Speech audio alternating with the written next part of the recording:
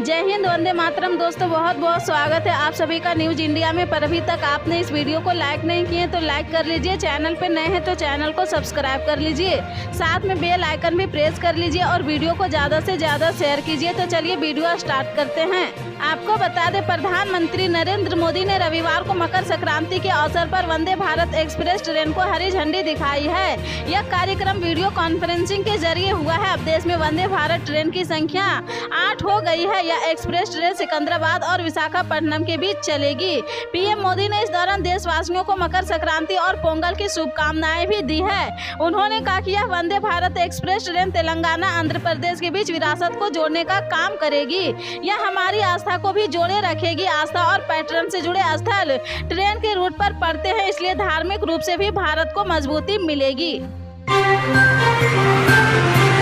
उर्फी जावेद हमेशा ही मीडिया की लाइमलाइट में रही है। अपने ड्रेसिंग सेंस के लिए मशहूर उर्फी इन दिनों बीजेपी नेता चित्रा वाघ के साथ विवादों में है। वहीं अब उनको लेकर शिवसेना सांसद संजय राउत ने टिप्पणी की है। राउत ने जावेद के बहाने बीजेपी को भी निशाने पर लिया है। संजय राउत ने कहा कि उर्फी जावेद को तब तक कोई नहीं जानता था तब तक कि बीजेपी नेता चित्रा वाघ ने सार्वजनिक रूप से उनके छोटे कपड़ों के खिलाफ शिकायत नहीं की थी।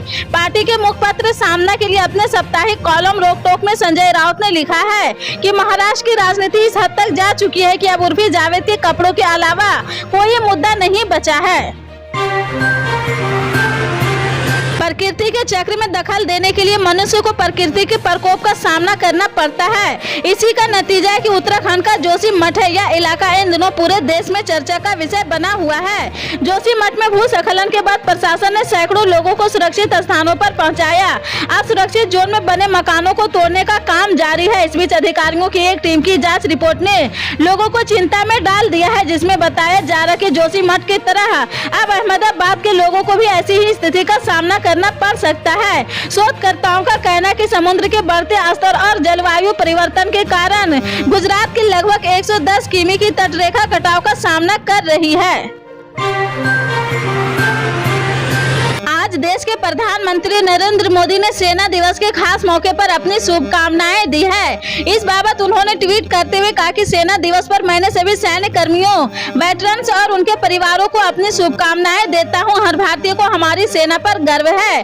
उन्होंने हमेशा हमारे देश की सुरक्षा रखा है और संकट के समय उनकी सेवा के लिए व्यापक रूप से प्रशंसा की जाती है। वहीं सेना दिवस पर राहुल गांधी ने ट्वीट कर कहा कि पराक्रम, देश, प्रकोप और बलिदान, इन सबसे परिपूर्ण हमारी सेना का हर जवान, सभी जवानों, पूर्व सैनिकों और उनके परिवारों को उनके त्याग, तपस्या और समर्पण के लिए सेना दिवस की हार्दिक शुभकामनाएं। चीन में एक बार फिर कोरोना वायरस का संक्रमण तेजी से फैल रहा। अंतर्राष्ट्रीय स्तर पर कोरोना वायरस को लेकर चीन की किरकिरी हो रही है। इस बीच चीन ने खुद माना है कि देश में अब तक कोविड से संक्रमित करीब 60,000 लोगों को अस्पतालों में मौत हो चुकी है, जो कि पहले बताए गए कोरोना वायरस के आंकड़ों से काफी अधिक है। अस्पतालों में हुई मरीजों की मौत के आंकड़ों में घरों पर हुई मौत के आंकड़े शामिल है। कोविड जारी नीति समाप्त होने के बाद चीन में कोरोना के मामले में तेजी से इजाफा देखने को मिल रहा। सुने, कोविड नीति में टेस्ट, यात्रा की गाइडलाइन, लॉकडाउन समेत कई नियम शामिल थे, जिसे चीन ने अपने देश से हटा दिया है। इसके बाद तो चीन में कोरोना का हाहाकार मचा हुआ है। कोरोना के नियम हटाने से लेकर अब तक चीन में 1.4 बिलियन लोग कोरोना पॉजिटिव पाए गए हैं। दिल्ली और राष्ट्र राजधानी में अगले सप्ताह शीतलहर चलने और न्यूनतम तापमान के गिरकर करीब 3 डिग्री सेल्सियस तक पहुंचने की संभावना है। भारत मौसम विज्ञान विभाग ने कहा है कि दिल्ली एनसीआर में 16 जनवरी और 18 जनवरी के बीच शीतलहर चलेगी। आया नगर और रीज इलाके में मंगलवार और बुधवार को न्यूनतम तापमान 3 डिग्री सेल्सियस तक बना रह सकता है।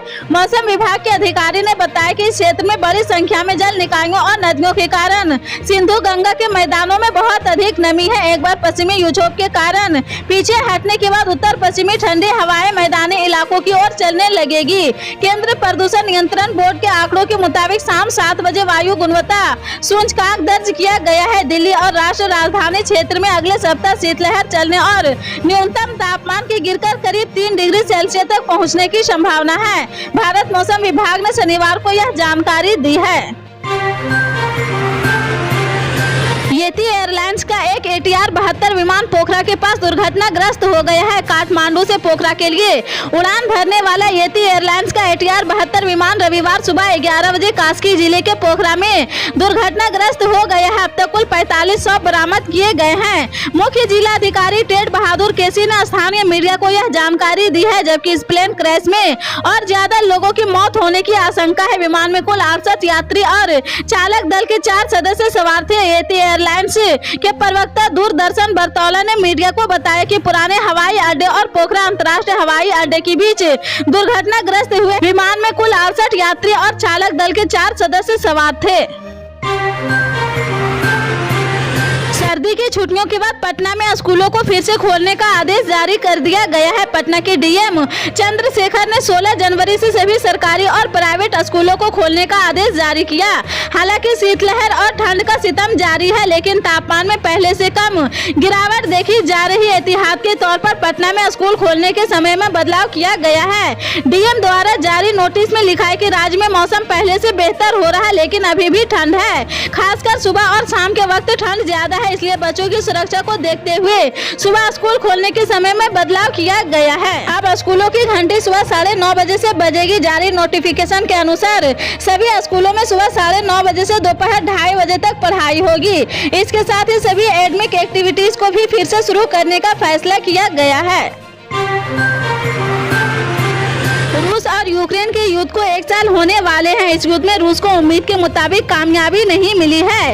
इस बीच रूसी राष्ट्रपति पुतिन ने युद्ध के अपने जनरल को बदल दिया है। सर्गेई सुरोविकिन युद्ध के कमांडर थे, लेकिन उनकी जगह वालेरी गेरासिमोव को तैनात किया गया है। कुछ रिपोर्ट्स के मुताबिक वालेरी ने शुरुआत में ही युद्ध का विरोध किया था। सर्गेई सुरोविकिन 3 महीने के लिए युद्ध के कमांडर थे। वह अब 67 साल के वालेरी की डिप्टी होंगे। सर्गेई के नेतृत्व में ही रूसी सेना ने यूक्रेन के बुनियादी ढांचे जैसे पावर स्टेशन को तबाह किया है। 1990 के दशक में यूक्रेन के उप रक्षा मंत्री और जनरल स्टाफ के प्रमुख रहे अनातोली लोपोटो ने कहा कि गेरासिमोव ने युद्ध की योजना नहीं बनाई थी, वह युद्ध के खिलाफ थी। गेरासिमोव के बॉस यानी रक्षा मंत्री सर्गेई सोयुग ने इन चुनिंदा लोगों में थे। 1990 के दशक में यूक्रेन के उप रक्षा मंत्री और जनरल स्टाफ के प्रमुख रहे अनातोली लोपोटो ने कहा कि गेरासिमोव ने युद्ध की योजना नहीं बनाई थी, वह युद्ध के खिलाफ थी। गेरासिमोव के बॉस यानी रक्षा मंत्री सर्गेई सोयुग ने उन चुनिंदा लोगों में थे जिन्होंने हमले की योजना बनाई है।